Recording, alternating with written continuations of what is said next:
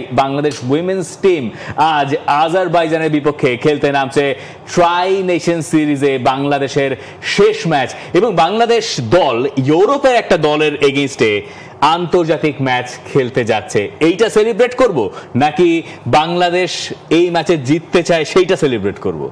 এক্সপেরিয়েন্সের দিক থেকে ওটা সেলিব্রেট করাই যায়, করার মতোই একটা মুহূর্ত। কারণ এই ওমেন্স টিমটাও ধরেন হচ্ছে গিয়ে লাস্ট কয়েক বছরে অনেকগুলো ম্যাচ খেলেছে, কিন্তু ইউরোপের অপোনেন্টের এগেইনস্টে তাদের আসলে আপনি হচ্ছে সাফ আন্ডার 17 এর সময় যে রাশিয়া যখন একবার আসলো সেটা হচ্ছে এইজ লেভেলে খেলা হয়েছে।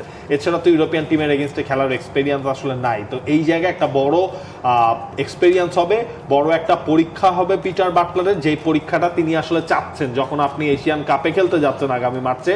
এর আগে যত স্ট্রং কম্পিটিটর এবং হচ্ছে এই ধরনের ডিফারেন্ট স্টাইলের ফুটবল টিমের সাথে আপনি খেলতে পারবেন, সেটা আপনাকে একটা রিয়েল টাইম এক্সপেরিয়েন্স আসলে দেবে, যেই জিনিসটি আসলে দরকার আফিদাতের। এই ম্যাচটায় আমরা লাস্ট ম্যাচ যখন দেখলাম মালয়েশিয়ার সাথে আজারবাইজানের একটা বিস্তর ফারাক আসলে রয়েছে।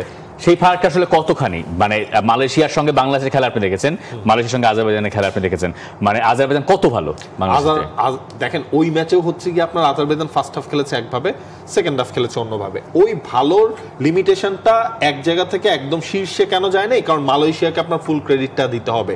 ওরা ওই আটো রক্ষণটা যেটা বাংলাদেশের এগেইনস্টে করেছিল এই ম্যাচেও সেটা আপনার তারা ধরে রেখেছে। মানে ওদের কথা হচ্ছে বল পেলে আগে হচ্ছে বল ক্লিয়ার করো, আমি হচ্ছে কোনো গোল করতে দিব না। এই জায়গায় আপনার একটা ডিফারেন্সটা বাংলাদেশ মালয়েশিয়ার থেকে পিছিয়ে যেতে পারে, কারণ ওরা খেলে এক ধরনের স্টাইলে, বাংলাদেশ খেলে অন্য ধরনের স্টাইলে। বাংলাদেশের স্টাইলটা কি ধরেন হচ্ছে আপনার একটু হচ্ছে গিয়ে এগিয়ে থেকে খেলা, একটু হাইলাইনটা প্রপারলি মেইনটেইন করে ওইখান থেকে খেলা। এই ম্যাচে ওই বাটলারের হাইলাইনের বড় একটা পরীক্ষা হতে যাচ্ছে, কারণ তারা হচ্ছে গিয়ে আপনার আজারবাইজান টিমটা ফুল অফ অ্যাটাকিং ডিসপ্লে তারা দেখাবে। ওই জায়গায় বাংলাদেশের হাইলাইনের আমি বলবো এশিয়ান কাপে যদি আপনি হাইলাইনটা কন্টিনিউ করেন, ওইটা সবচেয়ে বড় পরীক্ষাটা হচ্ছে গিয়ে আপনার দিতে। আমার কোনো সংশয় নাই যে আজকে হাইলাইন ডিফেন্ডিং এ বড় একটা পরীক্ষা বাংলাদেশকে দিতে হবে, কিন্তু আমি আবার অন্য জায়গায় একটু আশা দেখতে চাই। এইভাবে মালয়েশিয়া বাংলাদেশের এগেইনস্টে যেভাবে আসলে রক্ষণ করেছে এবং পিটার বাটলারের যে কৌশল, আমার কাছে মনে হয় মালয়েশিয়ান কোচ সেটা খুব ভালো মতো পড়ে ফেলেছিলেন এবং তিনি এক্স্যাক্টলি জানেন যে ট্যাকটিক্যালি কি ধরনের শেপ নিয়ে নামলে বাংলাদেশকে আটকানো যাবে। ঠিক তাই করেছে এবং বাংলাদেশের দুর্বলতাকে আঘাত করে তারা গোলও আদায় করে নিয়েছে। কিন্তু আজারবাইজান তো আসলে এই কাজ করার কথা না।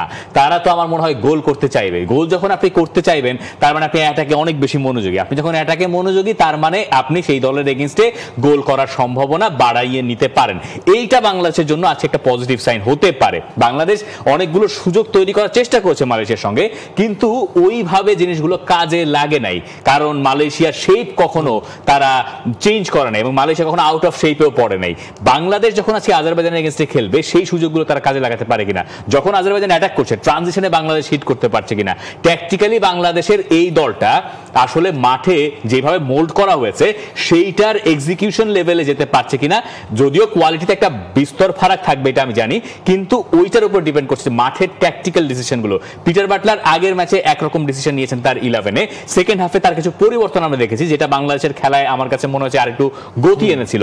আজকের এই ম্যাচটাতে তিনি আসলে এই দলটাকে যে ট্যাকটিক্সে নামান বা যে ফরমেশনে তিনি নামান, সেইখানে প্লেয়াররা তাদের নিজেদের রেসপন্সিবিলিটি কতখানি আসলে এক্সিকিউট করতে পারেন মাঠে, এইটার উপর অনেক কিছু ডিপেন্ড করছে। কারণ বাংলাদেশকে এখানে বুদ্ধিমান হতেই হবে। এক্স্যাক্টলি, কারণ হচ্ছে আপনার আজারবাইজানের প্লেইং স্টাইলও যদি আমরা খেয়াল করি সেই জায়গায় দেখবো হচ্ছে কি আপনার ওদের একটা 3-ম্যান ব্যাকলাইন, আসলে 3 ওমেন্স ব্যাকলাইন সেই জায়গাটার মধ্যে থাকে আজারবাইজানের, এবং ওই মানে ওইটা হচ্ছে তারা প্রপারলি মেইনটেইন করছে। তাদের মূল খেলার আপনার রিদমটাই কন্ট্রোল করে তাদের 2 উইং ব্যাক। তো ওই যে ট্রানজিশনে আপনি মুভগুলো করতে গেলে ওদের ওই উইং ব্যাককেও আগে আপনার হচ্ছে স্পিডে বিট করতে হবে। এইটাই পার্থক্য আছে অনেক, ডিফারেন্স আছে অনেক, কিন্তু আমি শুরুতে আপনার যেটা বলছিলাম যে একটা রিয়েল টাইম এক্সপেরিয়েন্স আসলে হবে যে এই ধরনের কুইক ট্রানজিশনাল মুভ করা টিমগুলোর এগেইনস্টে এক্সপেরিয়েন্সটা আপনার কি হচ্ছে, আপনি এই ম্যাচ থেকে কি শিখছেন। আমি এই ফ্রেন্ডলি রেজাল্ট নিয়ে আসলে মোটেও এটা কেউই বদার্ড না, ইনফ্যাক্ট কোচও বদার্ড না। ওই জিনিসগুলো আসলে উনি ফেস করাতে চান এই ফুটবলারদের, যে এমন পজিশনে পড়লে তোমরা আসলে কেমন খেলবে। পরীক্ষা দেওয়ার সময় বাংলাদেশের জন্য শেষ হয়েই আসছে প্রায়, কারণ বাংলাদেশের মার্চ মাসেই অস্ট্রেলিয়াতে মহা কঠিন পরীক্ষা। এই ম্যাচটা আপনি সরাসরি দেখবেন টি স্পোর্টসে আজ রাত বলছি সন্ধ্যা 7টায়। শীতের দিন তো সন্ধ্যা 7টা মানে রাতই হয়ে যায় আসলে। For more updates, subscribe to our YouTube channel and click on the bell icon. Follow us on Facebook and Instagram. Download T Sports app to enjoy exciting games and highlights.